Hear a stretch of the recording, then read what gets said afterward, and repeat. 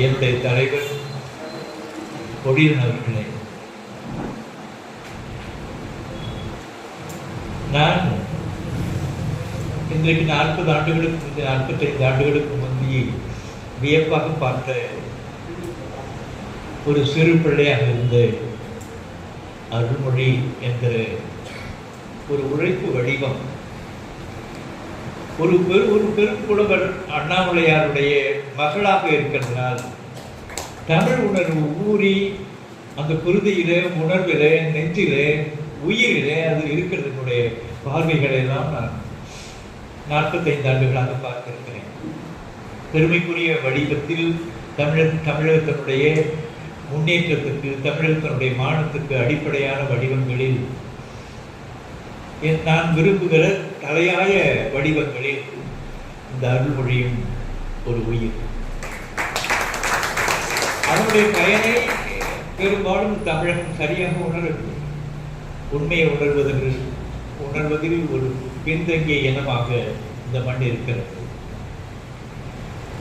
இதற்கு இந்த நிலையில் மகாராஷ்டிரா வல்லவன் என்கிற பழைய சேகர் அவர் 30 ஆண்டுகளுக்கு 35 ஆண்டுகளுக்கு முந்தி நான் பல பகுதிகளில் அடைகிற பொழுது அந்த கூட்டங்களிலே மற்றவர்களை அடக்குகிறவராக அவர் பேசட்டும், அவர் சொல்வதை கேளுங்கள் என்கிறபடியாக இருக்கிற அந்த அமைதியான வடிவத்தை நான் 40 ஆண்டுகளுக்கு முன்பே பார்த்திருக்கிறேன். வேறு பக்கங்களிலே அவர் பின்னால் ஆணைமுத்து என்கிற ஒரு அரிய முத்தினுடைய ஒரு வார்த்தெடுப்பாக வளர்ந்து உண்மையான இந்த மண்ணை பற்றியும், மக்களை பற்றியும், மொழியை பற்றியும் கவலைப்படுகின்ற உயிர்களில் ஒன்றாக இருந்து அனைத்து தரவுகளோடும் ஒரு நிலையை உருவாக்குவதற்கு அவர் உழைத்தெடுத்திருக்கிற அவர் எழுதுகிற கட்டுரைகளை எல்லாம் நானும் படிப்பேன். அந்த பெருமகனும் இந்த நிகழ்வில் பெருமை சேர்க்கிறார். 2 தமிழகத்தினுடைய ஆளுமைகள் இங்கு வந்து இதனை வாழ்த்துகின்றன. அதற்காக ஒரு நன்றி உணர்ச்சியை, நன்றி பெருமிதத்தை நான் பரிமாறிக்கொள்கிறேன். இந்த முயற்சியை நான் என்னுடைய கல்லூரி காலத்திலே ஒரு 55 ஆண்டுகளுக்கு முன்பே தொடங்கினேன். நான் அதை பற்றி சொல்லி அகப்பட்டிருக்கிறேன். இந்த முயற்சி என்பது எனக்கு, நான் கல்லூரியில் பெரும்பாலானவர்கள் பிறந்திருக்க மாட்டீர்கள். நான் சொல்றது 1967-68 67-68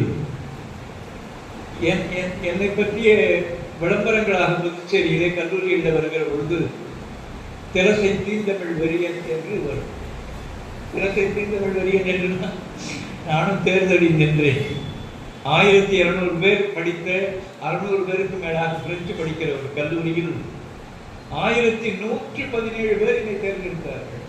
1200 பேர். அப்பொழுதிருந்து அந்த அந்த ஊற்றம் இன்றும் எனக்கு குறைந்து போய்விடவில்லை. அதற்கு பிறகு நான் கண்ட ஒரு பெரிய அடிப்படையான இந்த மண்ணினுடைய வடிவம் பாவலர் பெருஞ்சித்தனார். அறிவை அவரை பார்த்துவிட்டு வந்து நான் எழுதின பொழுது, அறிவை என்னதென தெரியாதுடன் அறிவுராவடி கீழ்நிலை மாந்திய நெறியிலா பல நண்பரை கூடிய காலங்கடித்தேன் மறித்தும் இவ்வுலகோர் முறை நீழ்வுரா அரிய நேரமதன் அருமையை யான் புரிந்திடாதிவன் போக்கினேன் ஆக்கினேன் நாளை அழித்தேன் இவரை பார்த்தேன் பெருஞ்சித்திரனார் எனும் பேரறிவத்தேன். பாட்டு போகும். பொறியெல்லாம் தனி பூரி பிறழ்ந்தன விரிவடைந்துள்ள மார்ந்து நிறைந்தது நெறியெல்லாம் நமக்கே இதுதான் என ஆக்கம் நிறைந்தேன். இது 50 ஆண்டுகளுக்கு முந்தைய அருமையுடைய நடை பாட்டு நடையுது. ஒரு பாட்டு எழுதுவது என்கிறதுடைய அந்த நடுக்கங்களை எல்லாம் பார்த்துவிட்டு, அதனுடைய பொழுதுகளை பார்த்துவிட்டு பெரும்பாலும் தவிர்த்து விடுகிற வழக்கம் இருந்தது.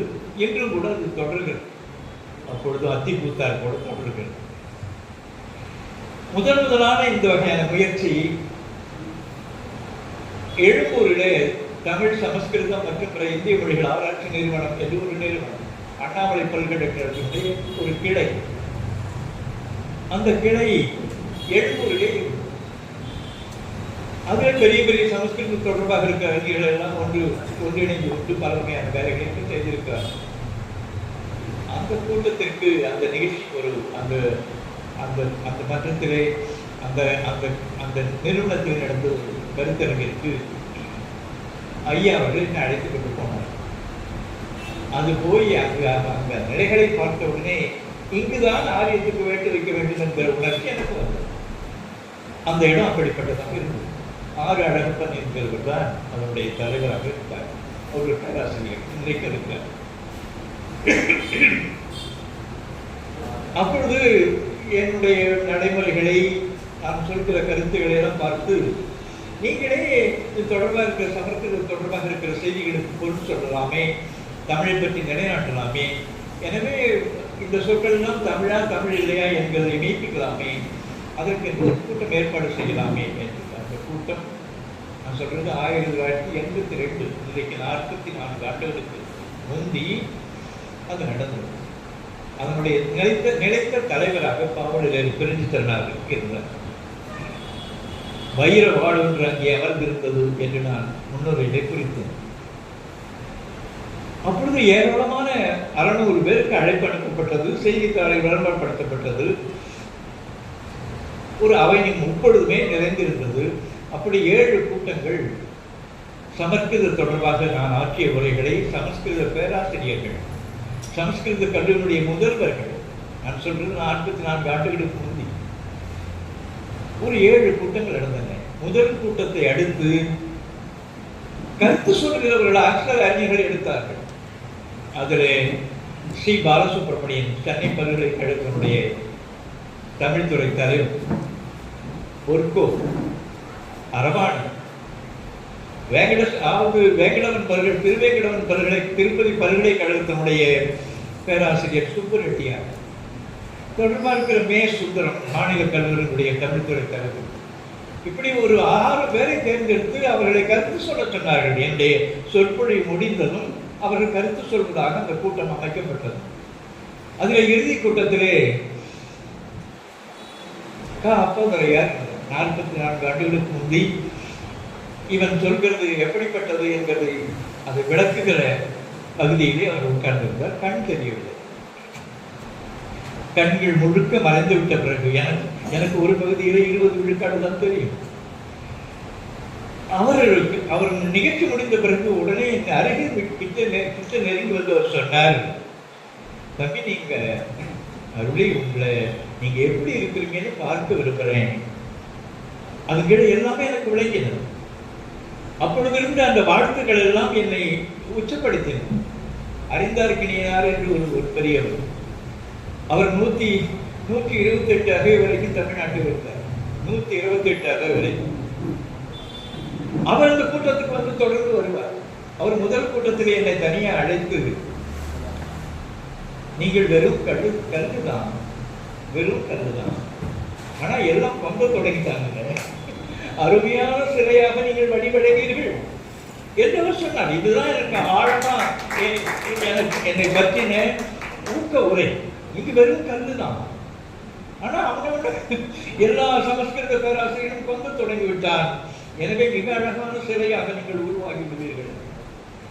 அது 50 சொற்கள் பற்றி ஒவ்வொரு சொல்லும் ஒரு 20-30 பக்கங்கள் அளவிலான ஆய்வுரை வைக்க 2 மணி நேரத்துக்கு பிறகு 1 மணி நேரம் கேள்வி நேரம் வைத்து அந்த நிகழ்ச்சியை நடத்தினார்கள். நான் சொல்கிறது 44 ஆண்டுகள் ஆனது. 3 ஆண்டுகள் சென்று அது நூலாக வந்தது. என்னுடைய பேச்சு தமிழ், சமஸ்கிருதம் மற்றும் பிற இந்திய மொழிகளின் ஆராய்ச்சி நிறுவனத்தில் அருளியாற்றிய மொழியியல் உரைகள் என்பது அந்த நூலினுடைய தலைப்பு. 5 பகுதிகளாக வந்தது. இதனுடைய இந்த நிலைக்கு பிறகு நாங்கள் தமிழ் படித்தால் சோறு போடுமா, என்ன பயன் கேட்கிறார்களே. நான் அடிப்படையில் 7ஆம் வகுப்பிலிருந்து 6ஆம் வகுப்புலாம் பிரெஞ்சு படித்தேன். தமிழ் என்னுடைய பள்ளி இறுதி வகுப்பு வரை தான் என்னுடைய தகுதி. அதன் பிறகு வணிகவியல் படிக்கிற பொழுதுதான் ஆங்கிலம் தான். அதில் பிறகு 2வது மொழி பிரெஞ்சு தான். பிறகு சென்னை சட்டக்கல்லூரியிலே படிக்கிற பொழுது ஆங்கிலம் தான். எனக்கு தமிழ் தகுதி என்கிறது பள்ளி இறுதி வகுப்பு தகுதி தான். இன்றைக்கு தமிழ் தகுதி எனக்கு பள்ளி வகுப்பு தகுதி தான். ஆனால் ஒரு பல்கலைக்கழகத்தில் 25 ஆண்டு காலம் ஒரு துறையினுடைய தலைவனாக இருந்தேன் என்கிறது தமிழ் தந்த கொடை.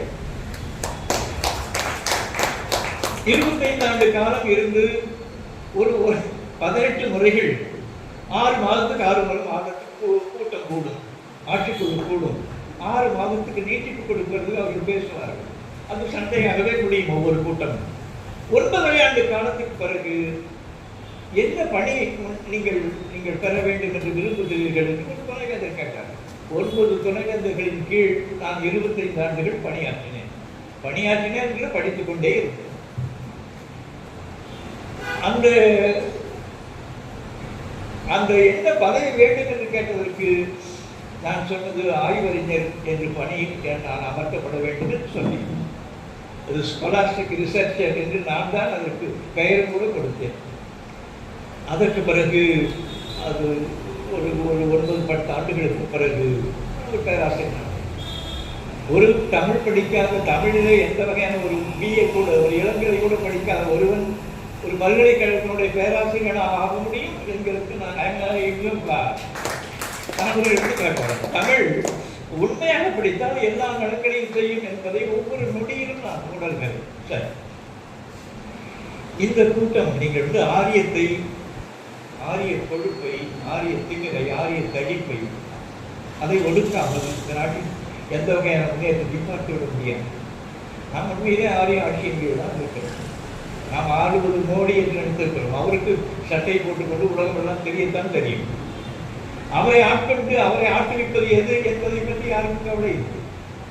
நாம் என்னவாக இருக்கிறோமோ அதற்குரிய தலைமை தான் நம்ம வந்து ஆளுகின்றன. எனக்கு அடிப்படையிலே ஒரு உலகத்தையே, ஒட்டுமொத்தமான உலகத்தையே இந்த பிராமணர்கள், ஆரிய அறிவாளிகள் என்று சொல்லப்படுகிறவர்கள் ஒரு 100-150 ஆண்டு காலமாக மிக ஆழமாக உலகத்தினுடைய அறிவு பகுதியையே தலைகீழாக மாற்றி நம்ப செய்து இன்றைக்கும் அதில் கொடி கட்டி பறக்கிறார். உண்மை அப்படி இல்லை. உண்மையான நிலை நேற்று கூட நான் ஒரு நிகழ்ச்சியிலே வெளிப்படுத்தி சொன்னேன். உட்கார்ந்து இருக்கிற தமிழர்களுக்கு தான் ஒரு தமிழன், தமிழை தாய்மொழியாக கொண்டவன் என்கிறதுக்கு மேல் எந்த வகையான பெருமையும் இல்லை. ஒரே பெருமை, இவன் தமிழை தாய்மொழியாக கொண்டது என்று நேற்றைய உரையிலே நான் சொன்னேன். அந்த நிலைகளில் ஒரு உண்மையைத்தான் பொய்க்காக இல்லை, அதை இழிவுபடுத்த வேண்டும் என்பதற்காக இல்லை. நான் ஒரு சமன்மை செய்யவில்லை. அவர் பிராமணனை எதிர்க்கவில்லை, பிராமணியத்தை தான் எதிர்க்கிறேன் என்று சொல்கிறது என பூச்சி முடியவில்லை. ஒட்டுமொத்தமாகவே அவர்கள் அத்தனை பெருமிதம் தொழுதி செய்து கொண்டிருக்கிறார்கள். இந்த இனம் ஒரு ஏமாளி இனம். இந்த இனம் கற்பனை பண்ண முடியாதெல்லாம் நமக்கு இடையில வாய்ப்பு நேரத்தில் சொல்லுவேன். இதுல அன்பு காட்டுவதிலே இந்த இனத்துக்கு இணையாக ஒரு இனம் உலகத்திலே இருக்க முடியாது. அதையெல்லாம் நம்முடைய கழக இலக்கியங்களெல்லாம் நம்முடைய முன்னோர்களுடைய எழுத்துக்களை ஊன்றி பார்த்த பொழுதுதான் நம்முடைய இனம் எப்படிப்பட்ட பெருமையுடையது என்று தெரியும். இனம் என்பது இணையில் தொடர்பாக இருக்கிற ஒரு வெறிக்காக நான் சொல்லவில்லை, இது உண்மை. அன்பு காட்டுவதிலே பாவலர் பெருஞ்சித்திரனார் என்று இருந்தார். தந்தை பெரியார்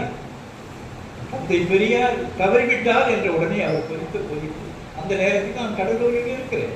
73 தொடக்கம் 73 எனக்கு ஆழமான தொடர்பு பாவாளர்களும் உண்டு. சரி, அந்த 73 இறந்த பொழுது அவர் பாவலர் பாட்டு எழுதிவிட்டு காட்டுகிற அந்த காட்சியில் நான் ஒருவனாக இருந்தேன். அவர் படிக்க அதை கேட்கிற அந்த காட்சியில் அது இருந்தது. 73 பெரும்பணியை சுமந்த உடல், பெரும்புகளை சுமந்த உயிர் பெரியார் என்னும் அரும்பெயரை சுமந்த நரை, அடற்கதிரை சுமந்த மதி, அறியாமையே இருபுலக்கை ஒத்துதல் போல் எடுக்காமல் அடித்த அடி எறிவோர் பேச்சு, பெரும்புதுமை அடடா பெரியாரை தமிழ்நாடும் பெற்றதர்மா. ஒரு அடிப்படையான ஆழமான அன்பில்லாமல் இந்த சொற்கள் வெளிவராது. உரையழகு எவருக்கு ஒரு மணிச்சுரங்கு போல் அவரின் மதிச்சுரங்கத்து ஒளிந்தெழுந்த மழலை கொச்சை, அணிச்சரம் போல் மளமளன அவிழ்கின்ற பச்சைநடை, ஆரியத்தை துணிச்சலுடன் நின்றெதிர்த்து துவைத்தெடுத்த வெண்களில் தோல்வி இல்லா பணிச்சென்று அடடா இப்பகுத்தறிவை தமிழ்நாடும் சுமந்ததம்மா. உரையழகு எவருக்கு வரும்? உடல் அழகி எவர் பெற்றார்? ஒரு முறை புதுச்சேரியிலே ராதாவுடைய அந்த ரத்த கண்ணீர் நாடகத்தை பார்த்து கொண்டிருக்கிறோம். ராதா பேசுகிறார், எங்க கிழவனை பார்த்துட்டே இருக்கலாம்டா, அப்படியே தொழிற்பாடுறான் அந்த ஆளு அப்படின்னு அந்த நாடகத்துக்கு இடையிலே அவர் பேசுகிறத நான் கேட்டிருக்கேன். உரையழகி எவர் பெற்றார்? ஒளி முகத்தின் நரையழகு உடலழகி எவர்? உரையழகி எவருக்கு உண்டு? உடலழகி எவர் பெற்றார்? ஒளிமுகத்தின் நரையழகி எவருக்கு உண்டு? நாளெல்லாம் பொழுதெல்லாம் நடை நடந்து திரையுடலை நோயுடலை சுமந்து பல ஊர் திரிந்து தொண்டு செய்த இறைகடலை அடலாய் எரியற்றை தமிழ்நாடும் இழந்ததுமா. பெரியாரை அவர் தொடர்பாக இருக்கிறார். ஒவ்வொன்றும் அவர் பேசுகிற பொழுது பெரியாரை பேசுகின்றோம், பெரியாரை பாடுகின்றோம், பெரியார் முன் கற்கின்றோம், பீற்றிக் கொள்வோம். உரியாரை போற்றுவதில் அவர் உழைத்த படவற்றுள் ஒன்றையேனும் சரியாக கடைபிடித்தால் அடலாயி தமிழ்நாடும் சரியாகமா எதுக்கு சொல்லுகிறேன்? அன்பில்லாமல் ஒன்று உயிர் மீது அன்பில்லாமல் ஒரு நன்றி உணர்வு இல்லாமல் இது வழிவராது. அதெல்லாம் ஐயாவிடம் பார்த்திருக்கேன். பாவேந்தருடைய நூல்களில் பார்த்திருக்கேன். பாவேந்தர் எந்த கருத்துடையவராக மாறினார்? பெரியாருடைய கொள்கையை ஏற்றுக்கொண்ட பிறகு அவர் இறை மறுப்பாளராக எழுதினார் ஆகினார் என்கிற செய்தியெல்லாம் நமக்கு தெரியும். பிறகு அவர் எழுதுகிற பாட்டில் ஒன்று சொல்கிறார். இறைவன் பணித்தது கோயிலில் வருது 1958 19/8/58 பாவேந்தர் எழுதுகிறார். இறைவன் பணித்ததே நம் பணி என்று சொல், என் மனையாரிடம் குயிலே பாட்டு தொடங்குகிறார். இறைவன் பணித்ததே என் நம்பணி என்று சொல், என் மனையாரிடம் குயிலே. ஈரோட்டு இறைவன் படைத்ததே என் பணி என்று சொல்லுங்க. நீங்க அவரையே ஒரு கடவுளாக பார்க்கிறது என்கிறதுக்கு என்ன வகையான அன்பு இருக்க வேண்டும் என்று நீங்கள் எண்ணி பாருங்கள். சரி, பிச்சை எடுக்கிறது என்கிறது இந்த மண்ணில் வெறுப்புக்குரிய அடிப்படையான இழிவு தொழில். பிச்சை எடுக்கிறது என்கிறது, பிச்சை என்கிறது வெகு என்கிற சொல்தான்.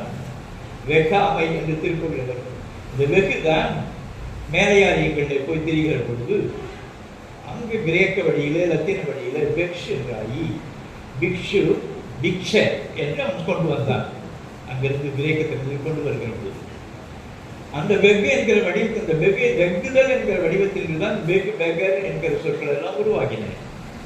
அந்த பெக்ஷ் என்கிறது தான் இங்கே வந்ததும் பிக்ஷு சொன்னா புத்த மத தொடர்பாக இருக்கிறவர்களும் வைத்துக் கொண்டார்கள். பிக்ஷ உங்களுக்கு தெரியுமா? சுபிக்ஷ என்ற நல்ல பிக்ஷை அங்க சுபிக்ஷமா இருக்காடா கேட்டா நல்ல பொறிக்கிறது பிச்சை கிடைக்குமா? நீங்க ஒன்றோட பார்க்கணும். அது வெகுதல் என்று விரும்புதலுக்கு வெய் விருப்பம், வெய்கு என்கிறது வெகு என்று ஆனது. இந்த சொல் தான் பிச்சைக்கு அடிப்படையான சொல். இந்த இறப்பெடுக்கிறது என்கிறது இழிவான கருதுகிற இனம் நம்முடைய இனம். அதை பற்றிய பதிவுகளை எல்லாம் இலக்கியங்களை விட்டு பார்த்தால் தெரியும். நாம் நம்முடைய முன்னோர்கள் எப்படி இருந்தார்கள், என்ன வகையான மானத்தோடு இருந்தார்கள் என்கிற அந்த செய்தியெல்லாம் ஆழமாக பதிவு செய்து கொண்டு போயிருக்கிறார்கள். சரி, இதுல கொடுக்கிறது மட்டும்தான் எனக்கு. இங்க ஒரே ஒரு சான்று சொல்கிறேன். என்னுடைய காதலனை விருந்து படைப்பது என்கிறதுக்காக ஒன்று சொல்கிறார். விருந்து படைப்பது என்கிறது விருந்து புறத்தோடா தானுண்டல் சாவா மருந்தனிலும் வேண்டல் பார்த்தன்று அமிர்த மடி என்கிறது சாப்பிட்டு போறது. மடி என்கிறது முறி ஆனது. அமிர்த என்கிற வடிவம் இருக்கிறது. அதுதான் அம்ப்ரோட்டஸ் அம்ப்ரோசியா என்று ஆனது. சாவாக இருக்கிறதுக்கு மருந்து என்கிற பொருளை திருவள்ளுவர் உணர்ந்துதான் 2700 ஆண்டுகளுக்கு முந்தி 2057 ஆண்டுகளுக்கு முந்தி அவர் பதிவு செய்கிறார். விருந்து புறத்ததாக விருந்தினரை வெளியிலே வைத்துவிட்டு அது அமிர்தமாக இருந்தாலும் அது சாவா மருந்தடியும் வேண்டல் பார்த்தன்று என்று இந்த இனத்தினுடைய பதிவு அது பாடல். அவனுடைய பதிவுகள் இந்த இனம் என்னவாக இருந்தது, விருந்து படைப்பது என்பதை பற்றிய பதிவு. இந்த காதலனை என்னுடைய காதலனை தூதாக சென்று இந்த கனவு அழைத்து வந்து விட்டது. காமத்து பழைய சொல்கிறார், என்னுடைய காதலனை அந்த தூது சென்று இந்த கனவு அழைத்து வந்து விட்டது. காதலர் தூதோடு வந்த கனவிற்கு யாரு செய்வேன் விருந்து. இந்த விருந்துக்கு என்ன, இந்த கனவுக்கு நான் என்ன விருந்து படைப்பேனோ தெரியவில்லையே என்கிறபடியான சொற்களை இன்னும் 2000 ஆண்டு சென்றும் உலகத்தினுடைய இலக்கிய இனம் இதை இலக்கியவாதி புரிந்து கொள்ளவே முடியாது. அவ்வளவு பெரிய செய்திகள்லாம் இப்பொழுது இருக்கின்றன. நம்முடைய அந்த இனத்தினுடைய அத்தனை பண்புகளையும் அழித்து குட்டிச்சோறாக்கப்பட்டு விட்டது. சரி, இதில் திருவள்ளுவருடைய அது அந்த உணர்வுகளை நீங்கள் விளங்கிக் கொள்ள வேண்டும். இது என்னுடைய முன்னறிப்பது. இந்த மண் இந்த ஆக்கம் இதை வந்து பகு என்கிற ஒரு சொல் பெரிய என்று சொல். இந்த பகு என்கிற சொல் தான் பக்கா என்று ஆகும். உருது மொழிகளிலே வடமொழி மொழிகள் பக்கா ஆடையாம பெரிய பெரிய என்று பொருள். இந்த பகு என்கிறது பிறகு என்றார். மெது என்கிறது மிருதுன்னு ஆகும், திடம் என்கிறது திருதன் ஆகும், பவளம் என்கிறது பிரபாள என்றாகும். இருக்கிற சொற்கள் எல்லாம் இந்த திரு என்கிற அந்த உள்ள ஒரு இன்செஷன் அந்த மொழியில உள்ள கணக்கு நூற்றுக்கணக்கான சொற்களை உருவாக்கியிருக்கிறார். இதெல்லாம் என்னுடைய ஆவணத்தில் வரும். நூற்றுக்கணக்கான சொற்கள் அந்த மொழியை ஒன்றுமில்லாது இருக்கிற ஏறத்தாழ ஒரு ஒரு ஒரு 7000 சொற்களை பயனில்லாத சொற்களை கிரேக்க நாட்டிலிருந்து கொண்டு வந்த பிறகு இன்றைக்கு 8 லட்சம் சொற்களாக ஆக்கியிருக்கிறானே, எல்லாமே தமிழை வைத்துக் கொண்டு அவன் செய்திருக்கிறான். என்ன கணக்கிலே இதை செய்தான் என்கிறது தான் என்னுடைய ஆவணம். அவன் எப்படி இந்த உலகத்தை ஏமாற்றி இருக்கிறான் என்கிறது என்னுடைய பதிவு தான் நான் செய்ய விரும்புகிறேன். இந்த பகு என்றால் பிருகு, பிருகுமா என்றால் பெரியவர், அவன் தான் பெருங்கடவுள். பிரம்மான் என்று பிரம்மா தான் பிராமணன். பிரம்மா யார்? அவன் எல்லாவற்றையும் உருவாக்கின கடவுள். இது வந்து நான் அடிக்கடி சொல்லுகிற நிகழ்ச்சியில இந்த வேதங்களை இப்பொழுது எடுத்து படித்துக் கொண்டிருக்கேன். ஒரு 8-9 மாதங்களாக அதில் கவனம் எடுத்துக் கொண்டிருக்கேன். அது ஒரு ஒரு மயில் குப்பைக்குள்ளால் மாட்டிக்கொண்டிருக்கிறது போல் நேரக்கேடு. அதில் ஒரு முடியும் இல்லை. அதில் ஏதோ இருந்தது என்று ஒட்டுமொத்தமான உலகத்தை அவன் காப்பாற்றி இருக்கிறான். சரி கிடக்கட்டும். இந்த பிரம்மா இன்னவற்றை படைத்தான். அவன் தான் இந்த ஊழையெல்லாம் உருவாக்கினான், விதியெல்லாம் உருவாக்கினான் என்று சொல்லுகிற காலத்தில் தான் திருக்குறளை பதிவு செய்கிறார். அப்படி 1330க்கும் காரணம் இருக்கிறது. இவன் எழுதி வைத்த பிச்சை எடுக்கிறான்ல, அவன் பிரம்மா எழுதியிருக்கிறான் அவன் தலையில, அதனால அந்த நாய் பிச்சை எடுத்தது பேசுகிற காட்சியை பார்க்கிறான். அவன் தானே இதை உருவாக்கினான் என்று சொல்கிறீர்கள்.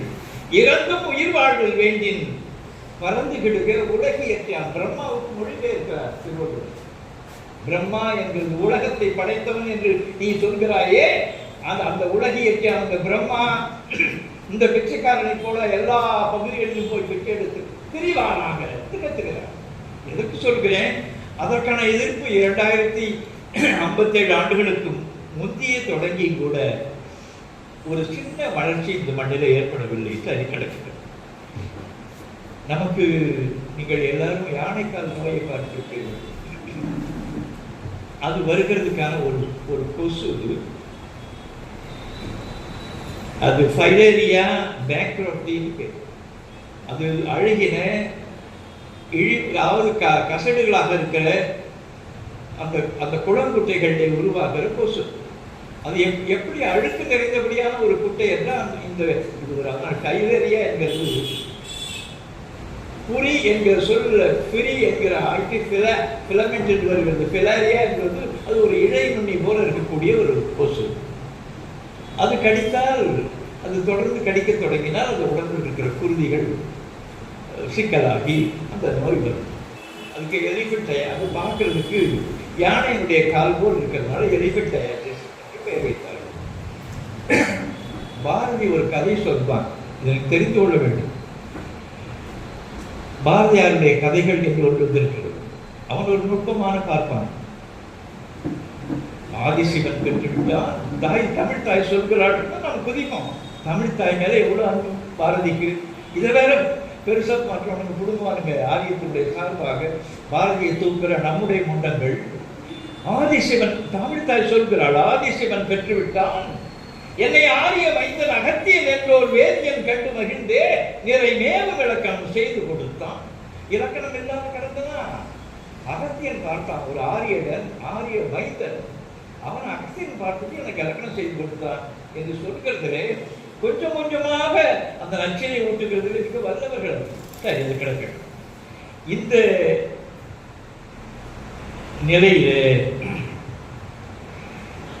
இது ஒரு பழைய நீதிவெண்பா பாட்டு உங்களுக்கு தெரியும். நான் தாண்டி போக வேண்டியிருக்கிறது, ஒரு குறிப்பிட்ட நேரத்தில் முடிக்க வேண்டியிருக்கிறது. அரிமந்திரம் புகுந்தால் ஆனை மறுப்பும் பெருகொடி சேர் முத்தும் பெறலாம் ஒரு பாட்டு, அந்த காலத்து பாட்டு. இதையெல்லாம் நாம் தவிர்த்து விட்டுருக்கிறோம். நம்முடைய அறநூல்கள் என்கிற அண்மை கால நூல்கள், நான்கு நூற்றாண்டுகளாக வந்திருக்கிற நூல்களில் அந்த பழமையுடைய சாரம் தெரிந்திருக்கும். மிக அருமை. அரிமந்திரம் புகுந்தால், மந்திரம் என்று சொல்வது என்னன்னா மை கருமை, மை கருமை, மம் கருமை, மங்கு மங்கு என்கிறது மங்குள் என்றால் மேகம், மை மம் மம்மர் என்ற கருமையாக இருக்கிற, உள்ளத்தினுடைய கருமையாக இருக்கிற மயக்கம் மம்மர் வரும். நூற்றுக்கணக்கான வடிவங்கள் இருக்கு. இந்த இந்த இந்த மைம் மம் மங்கு மந்திர், மந்திர் என்றார் குகைன்னு பொருள். அதனாலதான் கருவறைன்னு இதுக்கு பேர் வைத்திருக்கிறார். அதுக்குள்ள யாரும் நம்ம ஆள்லாம் போகக்கூடாது என்றாலும் ஒண்ணுக்கு இருக்கிறதுக்கான இடமா இருக்கும். சரி, அந்த மந்திரம் என்கிறது, மந்திர்னா கோயில் என்கிற பொருள்ல இன்றைக்கு வழங்கப்படுகிறது. அது குகை என்கிற பொருள்ல முதல் இருந்தது. அது கருமை இருள் என்கிற பொருள் தான் மந்திர். அதில் கத்துகிற அந்த ஒளி இருக்கிறது, அதுதான் மந்திரம். அந்த பாட்டுல, அவையோட பாட்டுல, இந்த நீதிவெண்பாவில் அரிமந்திரம் புகுந்தால், அரிமாயிருக்கிற குகைக்குள்ளாலே போனால் அரிமந்திரம் புகுந்தால் ஆனை மறுக்கும். அங்க உள்ள போனா யானையினுடைய தந்தங்கள் கிடக்கும். அதுல இருந்து இருக்கிற முத்து இருக்குல்ல, ஆணை முத்து, அந்த முத்தெல்லாம் கிடக்கும். பழைய பாட்டு இது. அரிமந்திரம் புகுந்தால் ஆணை மறுக்கும், பெருகொடு சேர் முத்தும் பெறலாம். நரியினுடைய நரி இருக்கிற ஒரு மந்திரத்துல, நரி இருக்கிற ஒரு குகைக்கு உள்ள போனால் வாலும் சிறிய மயிரெலும்பும் கர்த்தபத்தின் தோளும் அல்லால் வேறு உண்டோ சொல். அங்க உள்ள போனா என்ன இருக்கும்? கழுதையினுடைய முடி கிடக்கும், எலும்பு கிடக்கும். அது போலதான் அந்த வேதங்கள்ல வாங்கி வைத்து இவ்வளவு இருக்கிறது. அந்த கிரீபத்தை எழுதின அந்த ரிக்வேதம், யசுர்வேதம், சாமவேதம், அதர்வணம் இவ்வளவு அடுக்கி வைத்துக் கொண்டு ஒரு 6-7 ஆண்டுகளாக 6-7 மாதங்களாக கொல்லைப்பட்டு கொண்டிருக்கேன். உள்ள புகுந்து போனா இந்த நரி குகை போல தான் கிடக்கிறது. எல்லாம் ஒரே முடி, ஒரே எலும்பு, ஒரே நாற்றம். அது சொல்லவே முடியாது. அதனுடைய இழிவுகளை பார்த்தால் அதனால தமிழர்கள் யாரும், சூத்திரர்கள் யாரும் அந்த வேதத்தை படிக்கக்கூடாது. அவன் நாக்கா இருக்கணும். அது காதல் அவன் கேட்டான்னா அது காதல புத்தகம்னு சொல்றதுடைய மந்திரம் என்னன்னா, எவனும் நம்முடைய இழிவுகளை, நம்முடைய சூழ்ச்சிகளை, நம்முடைய வஞ்சனையான வரிகளை, கருத்தை விளக்கிக் கொள்ளக்கூடாது என்பதற்காக தான் இவ்வளவு காலம். இது வெடிக்கிறதுக்கும் உடைக்கிறதுக்கும் தூளாகிறதுக்கும் இவ்வளவு காலமாக இருக்கிறது. சரி, இது கிடக்கட்டும். இந்த கழுத என்கிற சொல்ல கந்த என்கிற வடிவங்களில் ஒரு 80-90 மொழிகளில் இந்திய மொழிக்கு இருக்கு.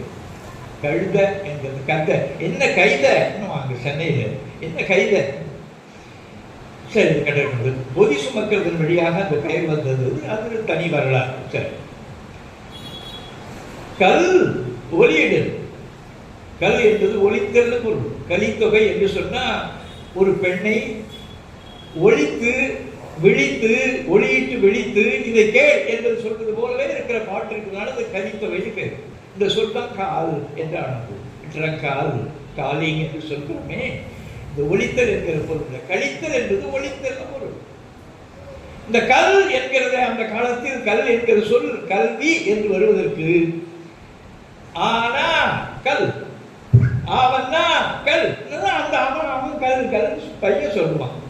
இந்த கல்வி முறை அப்படித்தான். ஒளித்தல் என்ற பொருள் தான் கல்வி என்று ஒத்தல். இந்த வகையில் கல்து என்ற ஒளியிடு பொருள். கல்து கற்று, கற்று என்கிற சொல்ற கற்று என்கிறத கத்து ஒளியிடு பொருள். இந்த கத்து என்கிறது கத்துவது என்கிற அந்த பொருளில் தான் கத்தை என்று சொல்வது. கதைன்னா என்ன பொருள் என்றால், ஒரு ஊர்ல ஒரு அரசன் இருந்தானா கதை கத்தி தான் சொல்ல வேண்டியிருக்கும். கதை என்கிறது கதா என்று மாற்றிக்கொண்டான். நான் சொல்றது பேசுகிற எல்லா என்னுடைய பேச்சுகளுடைய அத்தனை நிலைகளில் பார்த்தால் பார்ப்பனம் அதை எப்படி மாற்றி இருக்கிறான் என்கிற உண்மையை நீங்கள் தெரிந்து கொள்ளலாம். சரி, இந்த இந்த அதை கத்த என்கிறத கூட மாற்றி ஒரு வெர்பல் ஃபார்ம் வினையில் கருது ஆக்கிறது. மெது என்கிறது மிருதுன்னு ஆக்கிறது போல், படி என்கிறத பிரதின்னு ஆக்கிறது போல், திடம் என்கிறது திருதன் ஆக்கிறது போல், கத்து என்கிறது சொல்லக்கூட கருது டு மேக் சவுண்ட் என்கிற பொருள்ல அந்த சொற்களை எல்லாம் நூற்றுக்கணக்கான வடிவங்கள்ல கையாடுறான். சரி, கடக்கட்டும். திருக்குறளுக்கு பரிமேலழகன் என்று ஒருவர் உரை செய்தார். இங்க பரிமேலழகன்னா எல்லாமே இந்த இனத்துக்கு கேடு செய்ய வந்தவன் வேறு வேறு பேர்ல இருந்தான். பரிமேலழகன் அவனுடைய பேர் இல்லை. அதாவது குதிரை மேல ஏறி இருக்கிற அழகன் என்று பேர் இருக்கானா? அவ்வளவு ஒரு பச்சை பிராமணன் அவன் பரிமேலழகன் என்று பெயர் வைத்திருக்கிறான் என்று சொன்னான். அவன் ஒரு சூட்டியா ஒரு ஆழமான அறிவுடைய ஒரு பார்ப்பான். அதில் உட்கார்ந்து கொண்டு அதில் சொல்லப்பட்ட அத்தனை கருத்துகளுக்கும் அதற்கு முந்தி 10 பேர் திருக்குறளுக்கு உரை எழுதினார்கள். 9 பேர் எழுதின உரையும் படித்து விட்டு அவன் எழுதணும். அவன் ஏராளமான அறிவுடையவன். சரி, இது கிடக்கட்டும். இந்த பரிமேலழகனுடைய உரையில அவன் என்ன செய்தான்? பின்னால திருவள்ளுவர் மாலைன்னு ஒன்று சேர்த்தான். திருவள்ளுவர் மாலை என்கிறது பச்சை பிராட் புரட்டு. அது எவனுமே நம்முடைய புலவனுக்கு யாரும் எழுதல. கொஞ்சம் அறிவாளிகள் ஒரு ஆழமா எழுதினதெல்லாம் ஒரு 2-3 அதில் இணைச்சிருக்கிறான். முதல் பாட்டு நீங்க நம்ம ஏமாற்றினது என்பதற்காக நான் சொல்கிறேன். முதல் பாட்டு என்கிறது அதற்கு தலைமை தாங்குகிற தகுதி யாருக்கு இருக்கிறது என்றால், அதுக்கு மேல முதல் பாட்டு நீங்க பார்த்தீங்கன்னா அசரீரின்னு இருக்கு. சரீரம் இல்லாத இருக்கிற உடம்புக்கு அசரீரி, உடம்பு இல்லாமலேயே இருக்கிற தெய்வத்துக்கு அசரீரி, சரீரம் இல்லாதது முதல்ல போடுறான். அந்த அசரீரி உடம்பு இல்லாத இருக்கிறது ஒன்று சொன்னது என்று முதல் பாட்டு. அதுல தலைமை தாங்குகிற தகுதி இந்த நூலுக்கு மதுரையில அது உருவாகிறது. மதுரையில அது அரங்கேற்றப்படுகிறது திருக்குறள் என்று வைத்துக் கொண்டு, இது உருத்தர சன்மர் என்று ஒரு ஊமை பையன் இருக்கிறான், அவன் தான் இதற்கு தகுதியானவன் என்று முதல் பாட்டு அசரீரி சொல்கிறார். இரண்டாவது, இந்த வள்ளுவனின் வாய் அது என் வாக்கு என்று சரஸ்வதி சொல்கிறபடியும் இருக்கிறது. அதில் இருக்கிறது ஒரு 39 பாட்டு இருக்கிறது. 39 ஒரு 6-7 நம்ம ஆள் எழுதுனத ஒரு பொதுவாக எழுதுனத அதோடு இணைத்திருக்கிறார்கள். தவிர அவர்கள் என்ன செய்வார்கள் என்கிறது அது ஒரு சாமி. அதை வைத்துக் கொண்டுதான் அந்த நாகசாமின்னு ஒரு முண்டம் செத்து போய்விட்டான். அவன் 22 ஆண்டுகள் இயக்குநராக தொழிலறிவியல் துறையில் இருந்தான். யுனெஸ்கோவில் அவன் ஒரு சிறப்பு உறுப்பினராக அவனை கொண்டு போய் தூக்கி நிறுத்துறது என்கிறது ஆரியத்தினுடைய வழக்கம் எவ்வளவு நுட்பமானது. அந்த யுனெஸ்கோவில் அவன் கல்ச்சுரல் ஹெரிட்டேஜ் என்கிற பண்பாட்டினுடைய மரபு இருக்கிறதே, அதை பற்றி சிறப்பாக உலகத்துக்கு வெளிப்படுத்துகிற சிறப்பு துறையில் நூற்றுக்கணக்கான கட்டுரைகள் நூற்றுக்கணக்கான மொழிகளே பரப்பினான். 2018 அவனுக்கு பத்மபூஷன் கொடுத்தாரு. எவனவன் இந்த மண்ணுக்கு நான் சொல்லுகிறேன், புதுச்சேரியில் இருக்கிற அமைச்சர், முதலமைச்சர் ரங்கசாமி என் மீது மிக உயிர் அன்புடையவர். அவர் 2015 எனக்கு எப்படியாவது ஒரு பெருமையா ஒரு பத்மஸ்ரீ வாங்கி கொடுக்க வேண்டும் என்று படாத பாடுபடுறார். ஒவ்வொரு தடவையும் அவர் கூடி அதற்கான முடிவு செய்கிற பொழுது இவருக்கு பரிந்துரையாக அது தொடர்பாக இருக்கிற விண்ணப்பிக்கிற வழக்கம் இவருக்கு அறவே இல்லை என்றாலும் கூட இவரே தகுதியுடையவர். 6-7 ஆண்டுகள் அந்த முயற்சி பண்ணிட்டு விட்டுருக்காரு. 2015 நான் சொல்கிறேன். எதற்கு சொல்கிறேன்? நான் யார் என்று அந்த மரணத்தில் இருக்கிறவங்களுக்கு மூலமானவங்களுக்கு தெரியும், அவருக்கு ரங்கசாமிக்கு தெரியறதுக்கு வழி இல்லை. சரி, இது கிடக்கட்டும். இவர் இந்த சொற்கள் நம்முடைய பெண்கள் எல்லாம் அந்த காலத்தில் 5 வகையாக கொண்ட போடுறது வழக்கம். அதெல்லாம் சொன்னால் உங்களுக்கு விளக்கமாக தான் இருக்கும். அதில் குருள் என்று ஒன்று. குருள் என்பது 5 வகையில் ஒன்று. 5பால் வகுத்த கூந்தல் மடவீர் அவன் சொல்றான். 5 வகையாக கூந்தலை முடித்த பெண்களே நும்பால் பொய்யும் உழவோ என்றன. இந்த நாட்டில் தமிழ்நாட்டில் பொய் சொல்லக்கூடாது பெண்கள் என்று ஒரு கருத்து இருக்கிறது அல்லவா, அப்படி ஒரு நடைமுறை இருக்கிறது அல்லவா. நும்பாய் பொய்யும் உழவோ 5பால் வகுத்த கூந்தல் மடவீர் இந்த பாட்டு போகும். இந்த குருள் என்கிற அந்த வடிவம் இருக்கிறதே, அது ஒரு சுருண்ட சுரி உள்ளது. குருள் என்கிறது அது அந்த முடியில குருளா இருக்கிற வடிவத்தை சொல்லுகிற ஒரு சொல். அதுதான் கர்லிங். இந்த கர்லிங் என்கிற அந்த சொல் இந்த குருள் நிறுத்தம் அதுதான் கிடக்கட்டும். இந்த கூந்தல் முடிப்பை அதனுடைய மயிர்கற்றை ஒட்டுமொத்தமாக முடிவதனால்தான் அதற்கு முடி என்று பெயர். இது ஒரே ஒரு செய்தியை நீங்கள் விளங்கிக் கொள்ள வேண்டும் என்பதற்காக நான் இது தொடுகிறேன். அடு அடை சேர்ந்து பொருள். அடை என்கிறது சடை என்றார்.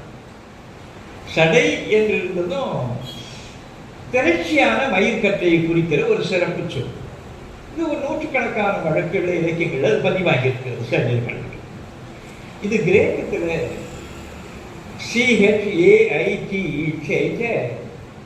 CHAIT போட்டு அந்த கிரேக்க அகராதிகளில் ஹேர் ஸ்பைன் முள் போல இருக்கிற மயிருக்கு அந்த சட்டைன்னு பேர் கொடுத்துருக்கோம். நூற்றுக்கணக்கான அறிவியல் சொற்கள் அதில் வந்திருக்கு. நான் இப்பொழுது செய்கின்ற அடிப்படையான வேலைகளில் லெக்சிகான் ஆஃப் மெடிக்கல் டெர்மினாலஜி என்கிறது ஒரு 3 லட்சம் சொல் ஒவ்வொரு மருத்துவனுக்கும் தெரிய வேண்டும். ஆனால் எல்லா மருத்துவனுக்கும் ஒரு 10,000 சொற்கள் தான் அவனுக்கு. 3 லட்சம் சொல்ல தெரிந்தவன் தான் மருத்துவம் பண்ணணும். நம்முடைய எதிர்கால பிள்ளைகள் அது என்ன, இது லிவர் என்கிறது கல்லீரல், ஸ்பிளீன் என்கிறது மண்ணீரல், லங்ஸ் என்கிறது நுரையீரல், இந்த விளக்கத்தை இந்த மண்ணில் இருக்கிற அடிப்படையை தெரிந்து கொள்ள வேண்டும் என்று 3 லட்சம் சொல்லுக்கான ஒரு முயற்சியை பண்ணி கொண்டிருக்கிறேன். அது 1500 பக்கங்கள் ஆகிவிட்டது. 6000 பக்கங்களில் இது வரும்.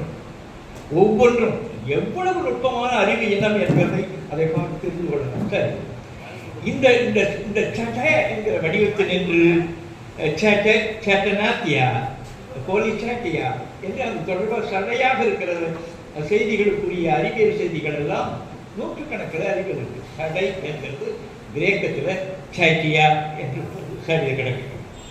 கடுமையும் விரைப்பும் கொண்ட விலங்கின் மயிர் என்று அதில் பொருள் போட்டிருக்கிறான்.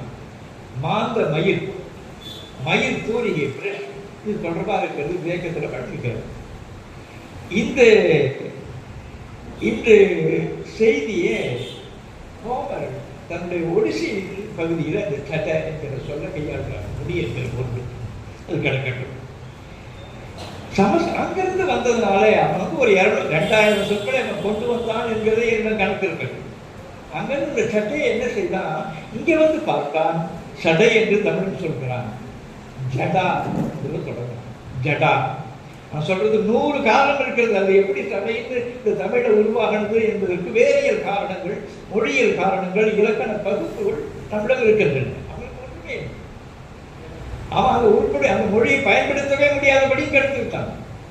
சும்மா ஏதோ ஒரு சொல்லி மழை, பள்ளம், மழை, நெருப்பு, தூசு, அது தொடர்பாக இருக்கிற இலை என்று இத்தனையும் குழப்பமாக போட்டு எல்லா எல்லுன்னு போட்டிருக்கோம். சமஸ்கிருத அகராதியில் பார்த்தால் எல் என்றால் லெக்சிகோகிராஃபர் சொல்ல முடியும். உட்காந்து வெண்ணையெல்லாம் தின்னுட்டு நெய்யெல்லாம் தின்னுட்டு வேள்வி கேடி அது இருந்து வரத்துக்கு எழுதி கொண்டே இருந்திருக்கிறார். அதைத்தான் பெரிய பாவேந்தர் என்று கூட வியப்பா இருக்கு. உருவற்று போகட்டும் தமிழினம் என்றென்றே ஓயாத உழைக்கும் ஒரு போட்டி. ஓயாத உழைப்பு அவனுடைய சோம்பேறிகள். உரிச்ச வாழைப்பழம் இருக்குதான்னு ஒருத்தன் கேட்டாங்க. இல்லை அது அங்கே கிடக்குது, அது போய் சாப்பிடு அப்படின்னு அந்த கடைக்காரன் சொன்னதா ஒரு நகைச்சு. உரிச்ச வாழைப்பழம் அதை சாப்பிட்றபடியான ஆள் நம்ம ஆள். ஓயாது உழைத்து கொண்டே ஏதாவது செய்து கொண்டே இருப்பான். அது நம்ம நன்மை செய்து கொண்டே இருப்பான். அது தொடர்பாக இருக்கிறான். ஜடா அடுத்த படிநிலைகளில் ஜடா என்கிறது இன்னொரு வடிவம். ஜட்டில ஒரு சொல்ல. அதை எல்லா குடும்பங்களிலும் அரசு குடும்பங்களிலும் அவர்கள் உள்நுழைந்து கொண்டு அந்த அரவணைப்பை பெற்றவுடனே ஒவ்வொரு முன்னமும் இந்த நாட்டில் இருந்த மன்னர்கள் என்கிறவர்கள் எல்லாம் 6ஆம் நூற்றாண்டில் வரிசன பட்டியலில் போட்டார்.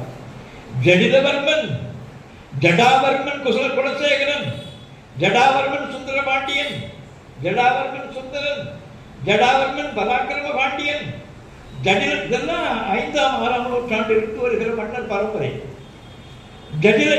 ஜடிலவர்மன் ஸ்ரீவல்லப பராக்கிரமன், கை கருப்பு, கை கைன்னு கருப்பு, கம்பு கம்புள் என்ற கருப்பு ஈராகு.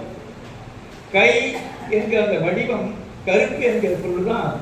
சுவையை கூட இன் மேல் இனி மேல் இனிப்பு என்கிறது மேம்பட்ட சுவை.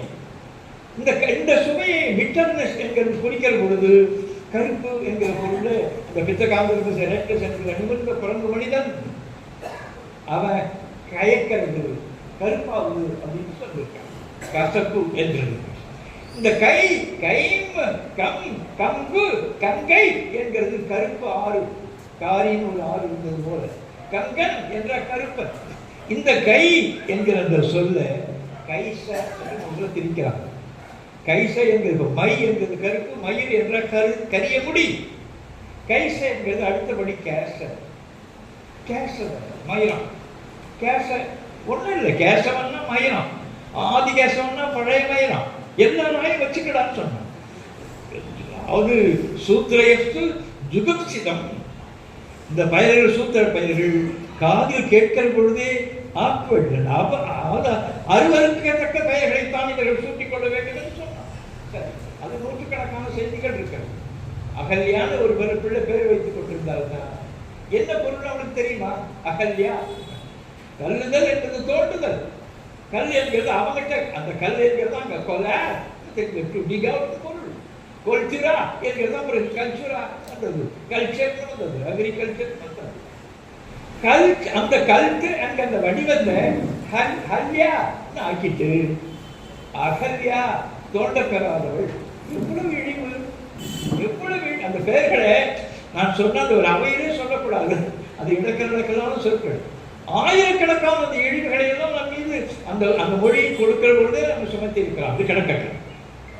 சரி, இந்த கேச வடிவம் எடுத்துக்கொண்டே ஒரு அது கூட ஒரு அடிஷன் சேர்த்து சிங்கத்தினுடைய மயில் அரிகேசரி. நூற்றுக்கணக்கான மன்னர்கள் அரிகேசரி பராங்குச மாரவர்மன், அரிகேசரி பராக்கர பாண்டியன், அரிகேசரி மாரவர்மன். இந்த சடை என்கிறது ஜட்டா ஜூட்டா ஜோட்டா இந்த வடிவங்களில் ஒரு 60-70 மொழிகள் இருக்கிறது. அது எதுக்குன்னா சணல் இருக்கிறது. சணல், இந்த சணல் அது அது ஊற வைத்து நீர்களை ஊற வைத்து அடித்தால் அது சடை போல காட்சியளிக்கும். அதுதான் அந்த நூல் எடுக்கிறது, அதைத்தான் பின்னுகிறது, கையில் அதை பின்னுகிறது. இந்த ஜடா என்கிற அந்த வடிவத்தினுடைய கடைசியில் இந்தியில் போய் ஜோட்டா என்று ஆகி, மராட்டியில் ஜோட்டா ஆகி, இன்னொரு ஜூட்டா ஆகி, ஜூட்டுன்னு போய் இருக்கிறது. அப்படின்னு ஆங்கிலேயர்கள் அவர் தங்களுடைய கலாதிகளை சொல்கிறார்கள். ஜூட்டுக்கு எங்கே கிடக்குது? சடைக்கும். சரி, இது கிடக்கட்டும். இந்த இந்த வகை அது போனப்போ நீங்கள் வந்து இன்னொன்று அடிப்படையாக ஒன்று தெரிஞ்சுக்கலாம். நமக்கு இந்த தாடி வைத்துக் கொண்டிருக்கிறது அனல் என்று சொல்வார்கள். அது தொடர்பாக இருக்கிற அனல் என்ற வடிவத்தில் அந்த இளைஞன் எப்படி வைத்துக் கொண்டிருந்தான், குறுந்தாடி வைத்துக் கொண்டிருந்தான் என்று போகும். இந்த சணல் என்கிறது இந்த முடி தொடர்பாக இருக்கிறதுனால் அதுக்கு சனப்பை என்று பெயர். இந்த சனப்பை என்கிற வடிவங்கள் இந்திய முன்மைக்கு இருக்கிறது. இந்த சன என்கிற வடிவத்திலிருந்து சனபே அந்த கிரேக்க நாள் சொல்ல முடியவில்லை. சனல் என்பது சனப்பை என்பதையும் அவர் கனபீஸ் என்று சொல்வது அந்த சனலுக்காக குறிக்கிற சொல்லு. இது தொடர்பாக இருக்கிற வடிவங்கள் எல்லாம் அந்த சமஸ்கிருதத்தில் சன என்று மாற்றியிருக்கிறார். சன வந்து இந்த சொல்ல ஆங்கிலேய நீங்கள் வந்து எடுத்து பாருங்க. சன் SUNN போட்டு சனலுக்காக இருக்கிறது. சன் ஹனபி என்கிற சன் ஹெம்ப் என்று ஆகி ஹெம்ப் என்கிற ஒரு சொல்லும் இந்த சனலை குறிக்கிறதுக்காக போகுது. சரி, கணக்கு நான் சொல்றது இந்த சனப்பை என்கிறது ஹெம்பு நாடுதும் ஜூட் என்கிறது அது போனதே சொல்ல வந்தது. ஒவ்வொருவரும் எந்தெந்த வகையில் பூணூல் மாற்ற வேண்டும் என்கிற மனிதத்தில் இந்த சூத்திரப்பையை மாற்றக்கூடாது. பூணூல் மாற்றுறது என்ற பிராமணன் தான் மாற்றணும். அந்த பயிர் இருக்கானே, அந்த வயசை பயிர், அவன் என்ன செய்யலாம், ஆட்டு மயிரில் இருக்கிற சணலை போட்டுக்கிறான். அதெல்லாம் மனிதர்களுக்கு படித்தா இந்த அம்மாவுக்கு தெளிவாக தெரியும். எல்லாம் நூற்றுக்கணக்கான செய்தி அதெல்லாம் படித்தா உங்களுக்கே வெறுப்பு வரும். சரி, அது கிடக்கட்டும். இந்த இந்த வடிவத்தில் நீங்கள் தெரிந்து கொள்ள வேண்டியது கோன்னு ஒரு சொல் இருக்கிறது, மாட்டை குறிக்கிறது. கோவலன் என்று சொன்னா மாட்டை மேய்க்கிறவன் கோவலன். அவன் தான் கோபாலன், கோபால கிருஷ்ணன். கிருஷ்ணன் வேற ஒன்றும் இல்லை, கண்ணன் என்கிறது மெது என்ற விருது போல் கண்ணன் என்கிறத கிருண, அது பிறகு கிருஷ்ணன். புட்டம் பின்னால் இருக்கிற பெருசா இருக்கிறது நம்முடைய பின்பக்கத்தினுடைய அமைப்பு. புட்டம் என்கிறது இங்க இருந்தா அதுதான் டக்ஷன் அங்கே போனது. பொட்ட புட்டம்னா பிரிட்ட, பிறகு பிரிஷ்ட மாற்றுவோம். ஒன்று இங்க ஒரு சின்ன ஒரு நாங்கள் நெறிய மட்டும் காட்டினா நூற்றுக்கணக்கான நீங்களே விளையாட தொடங்கிவிடுவீர்கள். சரி, இந்த கோ என்கிறது கோவல, கோ என்கிறது அந்த மேலதிகாரிகள்லாம் போய் தெரிய பொழுது ஆங்கிலத்துக்கு வரும்போது கவ் கொஞ்சம் நீக்கிறேன். சரி, இந்த கவ் என்கிற இந்த வடிவத்தில் என்று அந்த மாட்டு தோலினால் செய்யப்படுகிறது ஒரு பைக்கு, மாட்டு தோல் பைக்கு ஜோனிதர் ஒரு சொல்ல முதல்ல உருவாக்கலாம். இந்த சொல்லு தான் கின்னி பேக் என்பது. சரி, கிடைக்கட்டும். இதுல நான் இன்னைக்கு முழுக்க மயிரை பற்றி பேசுறதுன்னு வந்திருக்கிறேன். சமஸ்கிருதம் இமயமலையில திபத்துல ஒரு ஒரு பெரிய மாடு எருமை போல காட்சி தரும், முழுக்க உடம்பு முழுக்க மயிரா இருக்கும். அது யாக்குன்னு பேரு. இப்போ யாக் இந்த இந்த இந்த அந்த அந்த அதை வெளியிலிருந்து அந்த பார்ப்பான். கிரேக்க நாட்டிலிருந்து வந்து அங்கேயும் இங்கேயும் அடைஞ்சு ஈரானுக்கு, ஈரான் ஒன்றும் இல்லை, ஆரியா என்பது தான் ஈரான். அந்த அந்த வகையில் இங்கே அந்த இமயமலை மேலே தங்கி இருக்கிற பொழுது அங்கே அவன் பார்த்து வியக்கிற ஒன்று இந்த கவரி. கவரி என்று பேர். அது கவரி என்கிறது கவ்வி இருக்கிறபடியான மயிருக்கு பொருள். அது அது தொடர்பாக இருக்கிற பதிப்பெல்லாம் பதிவு இருக்கிறது, அதெல்லாம் நேரம் இல்லை. சரி, இந்த நரந்தை நறுங்குள் மேய்ந்த கவரி துணையொடுவதையும் வடதிசை அதுவே வாண்டோ இமயம் என்று நம்முடைய பாட்டில், பழைய பாட்டில் அகனமுக்கெல்லாம் வருகிறது, புறநாட்கள் வருகிறது. சிலம்பில் துஞ்சும் கவரி நரந்தம் கனவும் பேரிசை இமயம். அந்த இமயத்தில் அவன் தங்கினான் என்கிறதுக்கு ஆரியர் துவன்றிய பேரிசை இமயம் என்று புறநாட்கள் குறிக்கப்படுது. அவர்கள் துவன்று என்கிறது யாருக்கு தெரியாது. தொல்காப்பியன் உரியல்ல துவன்று நிறைவாகும். கூட்டம் கூட்டமா தங்கின காட்சியை ஒரு வரி கடக்க இறக்கின்றது. ஆரியர் துவன்றிய பேரிசை இமயம். அங்கிருந்து வந்துதான் அவன் ஆளை பார்த்திருக்கான், அந்த கவரியை பார்த்திருக்கான். அதுவரை அண்ணல் அம்பேத்கர் சொல்வது போல இந்த நாடு முழுமைக்கும் தமிழ் தான் அடைஞ்சது. இந்த நாட்டில் அவன் மட்டும் தமிழன் மட்டும்தான் இருந்தான். அவன் வேறு வேறு வகையான கல்விகளான பின்னால். சரி, இது கிடக்கட்டும். இதுல இந்த அந்த அந்த அந்த மாடு முழுக்க 1500 அடிக்கு கீழே மலையிலிருந்து கீழே இறங்க கடும் குடியில் இருந்ததுனால அதனுடைய உடம்பு முழுக்க மயிலாக. எனவே நம்ம மயில் பகடு என்று கூட சொல்லலாம். சரி, கிடக்கட்டும். அந்த ஒரு முடிப்போர்வையை அது போட்டி இருக்கிற அதை கவரி என்று சொன்னது. அந்த கவரி என்ற அந்த வடிவத்தை என்ன செய்யலாம்? கண் நமக்கு இருக்கிறது. கண்ணனுடைய இமை கண்ணிமை நொடி என அவ்வே மாத்திரை. தொல்காப்பியன் மாத்திரை சொல்கிறது. மா என்பது அளவு, மாத்திரை என்பது ஒரு அளவு நேரம். இத்தனை மாத்திரை இந்த ஒளியை போடணும். மாத்திரை என்கிறது ஒரு அளவாக குடிக்கப்பட்டு உருட்டப்பட்ட அந்த மருந்துக்கு, அந்த குடிகைக்கு மாத்திரை ஒவ்வொரு அளவா ஒரே அளவாக உருட்டப்பட்டது போட்டு. இந்த மாத்திரை என்கிறது தான் மேத்திரம் அளவு, மீட்டர் என்றெல்லாம் நாம் பயன்படுத்திக் கொண்டிருக்கிறோம். சரி, இது கிடைக்கணும். மெட்ரிக்கல் என்றெல்லாம் வருகிறது. இந்த மாத்திரை அளவு என்பது கண்ணனுடைய இமைகளை, மேலிருக்கிற அந்த இமைகளை அப்படி மூடுகிறது என்பது ஒரு நேரம். இது தமிழனுடைய கணக்கு. 2700 ஆண்டுக்கு முந்தி இது தொல்காப்பியன் பதிவு செய்கிறான். கண்ணி நொடித்தல் என்பது ஸ்னாப்பிங் ஆஃப் ஃபிங்கர். இந்த கையால இப்படி அடிக்கிறது. இது நொடி, இது நொடிக்கிறது. கண்ணை இமைக்கிறது. பிளிங்கிங் ஆஃப் ஐ என்பது ஒரு நேர பகுதி. இந்த கண்ணிமை என்று இருக்கிறது அந்த கண், அதைத்தான் திருவள்ளுவர் சினம் என்னும் சேர்த்தாரை கொல்லி அந்த வெகுளி கணமையும் காத்துறது. ஒரு கணம் கூட, ஒரு மோமூட்டு கூட பொறுக்க முடியாது, அவனுக்கு சினம் வந்தால் அதை அடக்கவே முடியாது என்கிறது கணம் என்று ஒரு சொல்லை பயன்படுத்துவார்.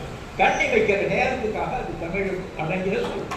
அந்த கணத்தை ஒன்றுமில்லைங்க, கணம் என்கிறது க்ஷணம். அந்த க்ஷணம் என்கிறதுக்கு சென்னை பல்கலைக்கழகத்தில் இருந்த அந்த வையாபுரி பிள்ளைகள்லாம் கூடிக்கொண்டு க்ஷணம் என்கிறதுக்கு என்ன பொருள் எழுதணும் இல்லையா? அந்த பிளிங்கிங் ஆஃப் ஐன்னா தமிழ் கண்டுபிடித்து விடுவாங்க அல்லவா? எனவே ஸ்னாப்பிங் ஆஃப் ஃபிங்கர்ஸ் பொருள் எழுதணும். எவ்வளவு சூழ்ச்சியாக ஒட்டுமொத்தமாக அந்த அந்த அந்த மயிர்கடங்கு, அந்த மயிர் களஞ்சியம் சென்னை பல்கலைக்கழக அகராதி தான் தமிழ் இனத்தை கொடுமையாக வீழ்த்தி உலகம் முழுமைக்கு தமிழை பற்றி ஒரு தவறான கருத்தை, தமிழ் இனத்தை பற்றியும் மொழியை பற்றியும் தவறான கருத்தை மொழியில் உலகத்தையும் அவன் ஏமாற்றிட்டான். அதை வைத்துக் கொண்டுதான். எனவேதான் ஹைகோர்ட்டில் இருந்த இந்த உயர் நீதிமன்றத்தில் இருந்த நூற்றுக்கணக்கான பிராமணர்கள் இந்த பட்டியலில் இருக்கிறார்கள். அப்பொழுது இருந்த ராகவாச்சாரியாராம தொடர்பாக இருக்கிற நீலகண்ட சாஸ்திரி எல்லாருடைய பேரும் அந்த பட்டியலில் பார்க்கலாம். 1912 1934 வரை 24 ஆண்டுகள், 36 வரை 24 ஆண்டுகள் மேய்ந்து எல்லா சொற்களுக்கும் இந்த தமிழ் சொல் சமஸ்கிருதத்தில் வந்தது என்று அதை வழி பண்ணிவிட்டான். அதுதான் கணம் என்கிறது க்ஷணம் என்று. இது போலவே அந்த கவரி என்கிறது மயிலுக்கு தமிழ் சொல்லி சொன்னார்களே, அதை கவுரி சௌரி சௌரி முடி என்று சொல்லுகிறது. மயிலுக்கு உடனே அவனுக்கு பெரிய அறிவெல்லாம் வரும். சவர சவரக என்ற முடிக்கிறவங்க பார்பர். பார்பர்லாம் ஒன்றும் இல்லை, என்ன போல தான் பார்பரிசம் சொல்றாங்க. தாடி வச்சிருக்கிறவன் பார்பர். அது இங்கிலீஷ்கார கண்டுபிடிச்ச பெரிய அறிவு. சரி, இப்படி ஒவ்வொரு சிறு சிறு செய்திகள். உரு உரு என்றால் தோன்றுதல் என்று பொருள், உருத்தல் என்றால் தோன்றுதல் பொருள், உருவு என்றால் தோன்றின ஒரு வடிவம் என்று பொருள். ஒன்று சொன்னா உங்களுக்கு விளங்கும். முந்திரி கொட்டை இங்க வந்தது, காஷ்மீர் என்கிற பெயருக்கும் அந்த மண்ணுக்கு வந்தது. ஆனா எல்லா கொட்டையும் உள்ள கிடக்கும். இந்த கொட்டை வெளியே வந்திருக்குதுன்னு பார்க்கறது வியப்பு வந்தது. உரு கொட்டை, முந்திரி கொட்டை, முந்திரி கொட்டை, அது உருத்து கொண்டு வெளியே வந்தது என்கிற பொருள் முந்திரி கொட்டை, முந்திரி கொட்டை. இப்போ கூட பேசுகிற பொழுது நாங்க பேசியிருக்கும் பொழுது நீ என்ன முந்திரி கொட்டை, அந்த கொட்டை வெளியே வந்திருக்கிறது போலவே நீ எதற்கு தலையிடுகிறாய் என்று பொருள்.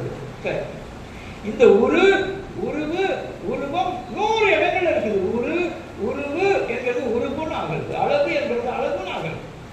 உருவம் வல்லுருவம் என்கிற உருவம் என்கிறது முழுமையான உருவத்தை குறிக்கிறது. அம்மை என்கிறது ஒரு ஆக்மெண்டேட்டிவ் சஃபிக்ஸ். விளக்கு என்கிறது லேம்ப், விளக்கம் என்றால் அது கலங்கிற விளக்கம். மதி என்கிறது நிலவு, மதியம் என்றால் முழு நிலா. என்கிறது ஒரு பெருமை பொருள் தருகிற பின்னொன்று. அந்த நிலையில் உருவம் என்கிறது உருவு என்கிற வடிவம். 100 இடங்களில் தோன்றுதல், உறுத்தல், தோன்றுதல் என்கிற பொருளை தோன்றின அந்த சொல்லை ரூப. ரஷ்யா வரைக்கும் போகிற பொழுது ரூபல், ரூபியா தொடர்பு எல்லாவற்றையும் ரூபம். அரூப உருவம் இல்லாமல் இருக்கிறது, உருவிலி நம்ம மொழிபெயர்க்கிறது. ஸ்வரூப ஸ்வரூப ஒரே நம்முடைய உரு என்கிற சொல்லை நூற்றுக்கணக்கான வடிவங்களில் கணக்கு போல அது தொடர்பாக இருக்கிற ஒரு விளையாட்டு நடக்கப்பட்டிருக்கிறது. சரி, இது கணக்கு. இதுல இந்த சின்ன வகையில் ஒரு கடகம் ஓடிவிட்டு உகு உயிர் மேல் எழுந்த கூர்மையான நகத்துக்கு உயிர்க்கு 40 இடங்கள் இருக்குது. சங்கீதத்தில் 10 பாட்டில் 8 பதினெட்டு கிடைக்கணும், எல்லா இடத்துலையும் கிடைக்கும். இந்த உயிர் என்கிற சொல்லை நாம் பயன்படுத்துகிறோம். பக்கத்தில் இருக்கிற தெலுங்கு கோல், நம்மிடம் அங்கிருந்து கிரேக்கத்திலிருந்து கொண்டு வந்த நைக்கியா என்கிறது நெய்க்கில் நெய்ல்னு சொல்லப்படுகிறது. இந்த நகை என்கிற சொல்லி எல்லா தமிழருக்கும் தெரியும். உயிர் என்கிற நம்ம ஒழிக்க முறை இருப்பது அவனுடைய ஓயாத உழைப்பு. சரி, இது கிடக்கு. இந்த உயிர் உகு உகப்பு மேல் உகப்பு உகப்பே உயர்தல் உலகாப்பியன் உகப்பே உயர்தல் மரபியல். உகப்புன்னா மேல உயர்ந்தது மேன்மையா இருக்கிறது என்கிற பொருள். உக என்கிறது சுக ஒன்று தெரியும். சுக சுக என்கிறத நலமானது, நேர்மையானது, மகிழ்ச்சியானது, இப்படி எல்லாம் பொருள் சொல்லிட்டு சுக என்கிறது சும்மா இல்லை. இப்போ சுந்தரம் என்ன சௌந்தரிய, குமர என்றால் கௌமார என்கிறது போல இந்த சுக என்கிற சௌக்கிய. இது சமஸ்கிருதம் ஒரு உயர்ந்தபடி நம்முடைய மொழியில நான் சொல்றது ஒரு 400-500 வகையில் இந்த திருத்தத்தை அவங்க செய்திருக்காங்க. அதையெல்லாம் பட்டியல் போட்டு வாங்கடா, உங்க குடும்பெல்லாம் எடுத்துட்டு வாங்க, வந்து நின்றுங்க. நீங்க யாருன்னு சொல்றீங்க, நீங்க ஒன்றுமே இன்னமும் நாங்கள் எளிவாக உங்களை கருதவில்லை, தப்பாக சொல்லலை. என் தொடர்பாக இருக்கிற 17 கோடி மக்களை நீ ஏமாத்திருக்கிறையே, அந்த உண்மையை தெரிந்து கொண்டு போ என்று நாம் அழைக்க விட்டுருக்கிறோம். சரி, உச்சி, உச்சி, உச்சி, உச்சம், உச்சி வேலை, உச்சி பொழுது, உச்சம், உயரம் என்ற பொருள், மேல் என்ற பொருள், உச்ச, உச்சி. இந்த சொற்கள்லாம் சமஸ்கிருதம் பரவலாக கிடக்கிறது. அதுக்கு எல்லாவற்றிலும் சென்னை பல்கலைக்கழக அகராதிகளில் இந்த உச்சி என்கிற சொல்லு தான் இந்த உச்சம் இருந்தது, உச்ச என்கிற சொல்லு தான் உச்சம். எல்லா தான் சொல்லுங்க அப்படி போட்டிருக்காங்க. சிலர் கிடக்கட்டும். உய்வு, ஊகு, உகிர்னு சொன்னனே, உகு, ஊகு, ஊகம்னு ஒரு குரங்குக்கு பேர், குரங்கு வகையில். அதனுடைய வழக்கத்தை என்னன்னு கடக இலக்கியங்களை உற்று பார்த்தாலும் தெரியும். அது பெரிய பல்லாப்பழத்தை அளவு சிக்கல் இல்லாம உள்ள கையை விட்டு அந்த நகத்தால் தோண்டி அது மாட்டு தின்று கொண்டு அந்த காட்சியெல்லாம் இருக்கிறது. அதற்கு ஊகம்னு பேர். ஊகம் என்கிறது அந்த உயிருக்கு மூலமாக இருக்கிற சொல்லிருக்கிறதே, அந்த ஊகமுள் என்கிறதா ஊமுள்னு சொல்றது. ஊமுள் என்கிறது ஊகமுள்ளுடைய தெரிவு. அது கிடக்கட்டும். சரி, ஊங்கு, ஊய், ஊயல், மேலாடுது, ஊசல், இது அங்க ஆசிலேஷன் என்று போகிறதுக்கெல்லாம் இதெல்லாம் நேரம் இல்லை. மணிக்கணக்கில் கொஞ்சம் கொஞ்சமா சொல்ல வேண்டியது. சரி, கணக்கு. உய் மேல, உச்சி, உய், ஊய், ஊயி, ஊசி. ஊசினா என்ன அவன் சூசி. இந்த ஊசி என்கிற சொல்ல நீங்க சென்னை பல்கலைக்கழக அகராதிகளை பார்த்தால் சூசி என்கிற சொல்லிருந்து ஊசி வந்து ஒட்டுமொத்தமான அந்த திருட்டுத்தனங்களும் அப்படி இருக்கிறது பார்க்கணும். சரி, உள் வெப்பம், உலர் டு ட்ரை, உலர்ச்சி, உலர்ந்து போச்சு. உள் அதுதான் உள் என்கிறது. ஒள்ளு உனக்கு என்கிறது உனக்குன்னு அது போல் உள். உண்ணம் என்றிருக்கிறத உஷ்ண. உஷ்ண என்கிற சொற்கள் என்னவோ 40-50 வகையில் கையாளப்படுகிறதை அத்தனையும் பதில போட்டிருக்கோம். நம்முடைய தமிழை தொடர்பாக இருக்கிற பரந்துபட்ட மொழியாக ஆக்கினது சமஸ்கிருதம் தான் என்பது நம்மிடமிருந்தே அந்த சொல்லை எடுத்துக்கொண்டு திரும்பி அடிக்கிறது. சரி, உள், சுள், சுள்ளி என்ற காய்ந்த பிச்சு, சுள், சுண்ணம் என்ற வெப்பம், கால்சியம். கால்சியம் என்பது கூட வெப்பத்தில் வருகிறது. அது தனிக்கதை. அது கால் என்பது காலவாய், சுண்ணாம்பு காலவாய் இருக்கிறது. கால்சியம் என்பது கால் என்கிறது. சரி, கரெக்ட். இந்த உட்கு, உள், சுள், சுள்ளி, சுள்ளை, சுள்ளையும் சூளையாமை, சூளைன்னு சொல்கிறோமே, அந்த சூளைக்கு சுள்ளைன்னு முதல்ல இருந்தது என்று பிங்கடத்துல திவாகரத்துல அந்த சூடாமணி நிகழ்ச்சியில பதிவு போடுறான். சுள்ளை என்கிறது சூளை நாடு. சரி, செங்கல் உருவாகிற இடம் சூளை என்பது. இந்த சூழுக்கு சுக்கு என்ற காய்ந்தது என்று பொருள். ட்ரைடு ஜிஞ்சர், சுக்கு. சுக்கு என்கிறது ஒன்றே இல்லைங்க, ஒரு சிக்கல் பண்ணுறது. சுஷ்க ட்ரைடு ஜிஞ்சர் நம்முடைய போட்டு எடுத்து அதை போட்டுக்கிறோம். ஊர் பொறுத்தல ஒரு பழமொழி இருக்கும், இஞ்சி காஞ்சா சுக்கு, இஞ்சி காஞ்சா சுக்கு. ரொம்ப எளிதா நம்முடைய மக்கள் சொல்றாங்க. இழுக்கிறது,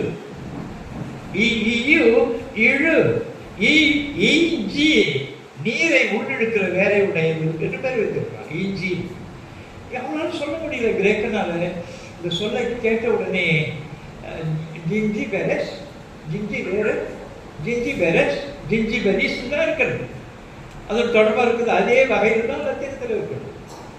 அங்கிருந்து வந்ததை இவன் தூக்கிட்டு வந்தது தான். இங்கே வந்தது சிறுங்க வேற, கண்டுபிடிச்சிடக்கூடாதுன்றதுனால சிறுங்க வேற. சிறுங்க வேறன்னா மானுடைய கொம்பு போல் இருக்கிறது என்றதுக்கு மாற்றுகிறது. அதனுடைய திருட்டு தன்மையெல்லாம் ஒரு புதினம் போல இருக்கிற செய்திகளை பார்க்கலாம். சரி, இந்த உக என்கிறது சுகன் ஆனது போல உவ உவப்பு என்ற அப்படியே பறக்கிறது போல் இருக்கிற மகிழ்ச்சி. உவ, உவப்பு, உகப்பு, உவத்தல், மகிழ்ச்சி அடைந்தது. திருக்குறள் ரொம்ப நுட்பமா ஒரு செய்தியை சொல்றார். தெரிந்து கொள்ள வேண்டும்.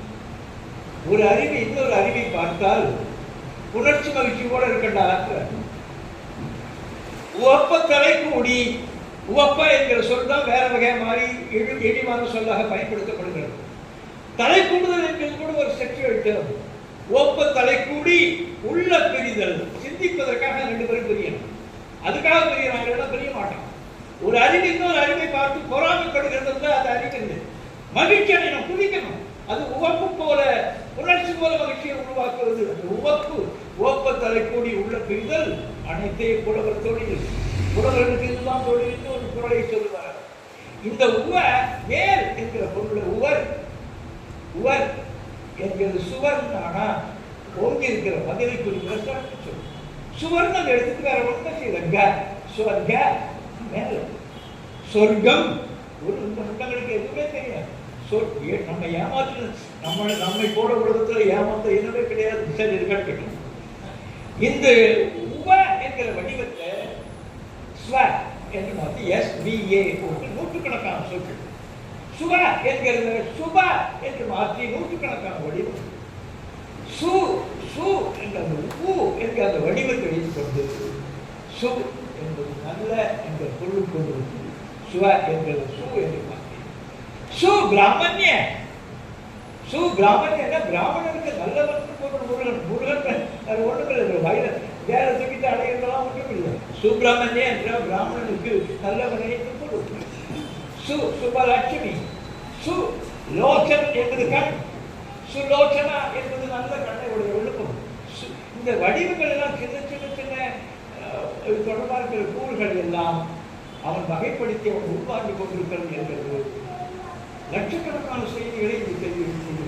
இதெல்லாம் நான் அடிப்படையாக அந்த ஆவணத்தை தொகுத்து அந்த நேர்வர்களை சொன்ன பிறகு தமிழர்களுக்காக பார்த்துக் கொள்வார்கள். சரி கிடைக்கும். வை கொஞ்சம் நேரம் இருக்கட்டும், கொஞ்சம் முடிச்சு போகணும். வை வை பெய் பேய் ஒரு சொல் இருக்கிறது. இதெல்லாம் விளக்கிறதுக்கான நேரம். வயப்படுத்துவது என்கிறதுனால பிடிக்கிறது என்றால் பேய் பிடிக்கிறதுன்னு சொல்றோம். வயக்குவது என்கிறதா வசக்குவதுன்னு பொருள், தன்னுடைய பக்கமாக வளைப்பதுன்னு பொருள். இந்த பேய் என்கிறது பேம் என்றால் பேய்னு பேம் என்றால் செய் செய் செம்மை. வெய் வெயில் வெப்பம், வெய்ய வெப்பம், வெய் வெய் பேம் என்கிறது. பேம் என்கிறது என்ன என்றால் தொல்காப்பியனுக்கு விளங்கவில்லை. 2007 ஆண்டு முந்தி பயன் அது பதிவு செய்கிறான். பேர் நாம் ஒருவரை கலக்கும் ஒன்றும் அச்சக்கடவை ஆகியதனுடைய அச்சத்தை குறிக்கிற சொல்றது பேர் என்கிறது. சரி, இந்த பேர் என்கிற வடிவம் இருக்கிறது. அது ஆங்கிலத்தில் வருகிற பொழுது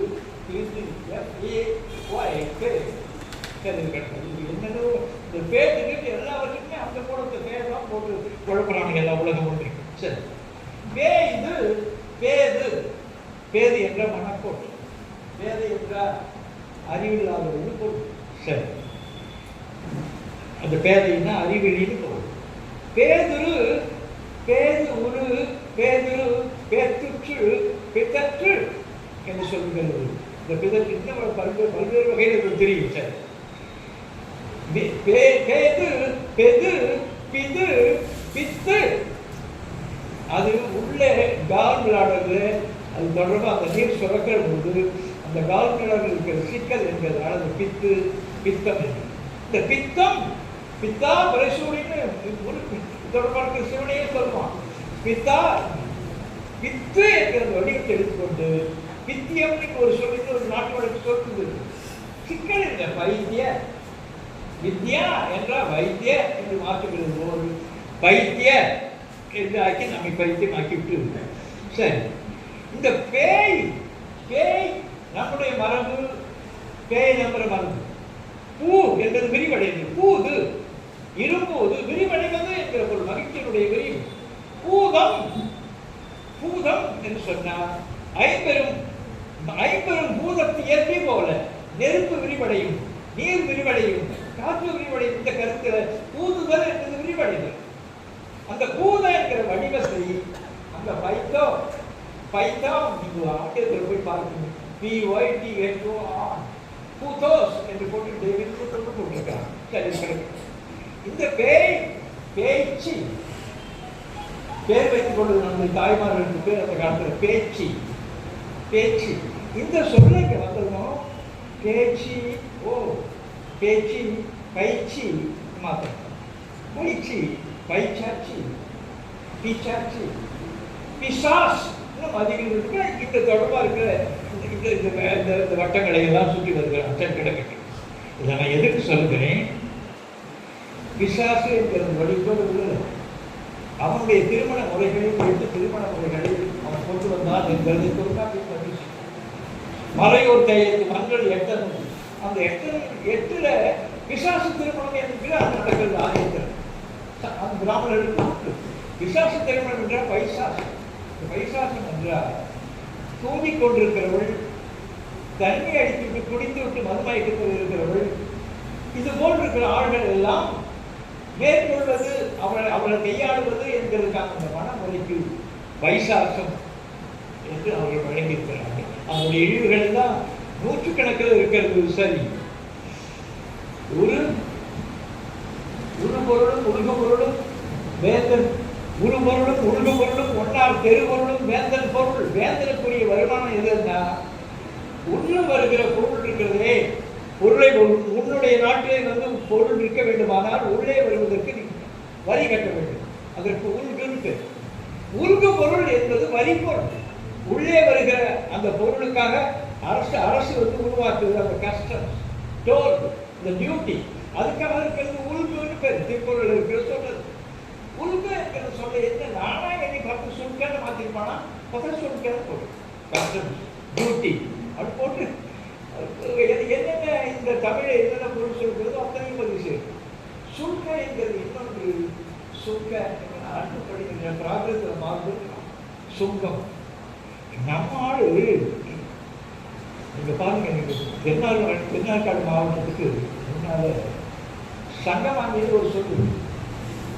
சங்கமாங்கின்றதுடைய மூலத்தை பார்த்தா சுங்கம் வாங்கி கஸ்டம்ஸ் போல உள்ள ஆளை விட்டுட்டு அந்த தொடர்பாக இருக்கிறது குறிக்கிறதுக்காக வாங்குற காசு வாங்குற முன்னாளுக்கான பின் இந்த ஸ்பேண்டர் அந்த மாமாவுக்கு இருக்கிற சிறப்பு இது போட்டுருக்கேன். எதுக்கு சொல்ல வர்றேன், அந்த சொல்ற ஒன்னொன்னே உருக்குன்ற உடம்பு சுருக்க நாட்டி சுருக்க ஆக்கி சுருக்கம். இப்ப நமக்கு சுருக்க வரின்னா நமக்கு தெரியுமே தவிர உருக்கு மறந்து போகணும்.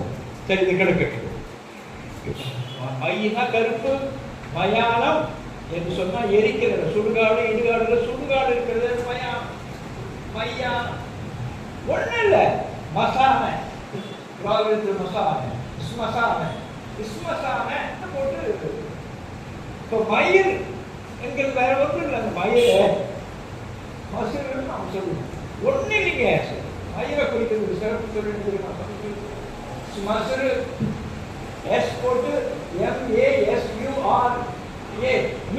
மசுரு போட்டு ஹேர் போட்டு உள்ள கட்டப்பட்டு இந்த இது ஏராளமான வேறு செய்திகள் இருக்கிறத முடித்து விடுவேன் நான்.